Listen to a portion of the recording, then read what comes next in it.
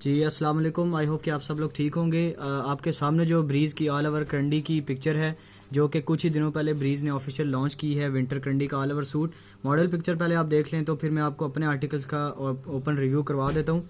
ठीक है, आर्टिकल आपके सामने है। बहुत ही प्यारा ऑल ओवर इसकी फ्रंट बैक और स्लीव्स फुल एम्ब्रॉयडर्ड वर्क होगा। फुल एम्ब्रॉयडर्ड वर्क होगा। क्लोज करके मैं आपको पहले आर्टिकल की फिनिशिंग दिखाऊंगा।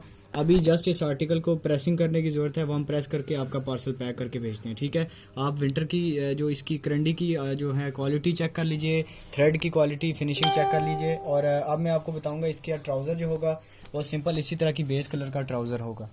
ठीक है, ऑल ओवर सूट है करंडी का, और इसके साथ प्योर शिफॉन का दुपट्टा है। ऑल ओवर बड़े फ्लावर वर्क के साथ इसके साथ प्योर शिफॉन दुपट्टा है।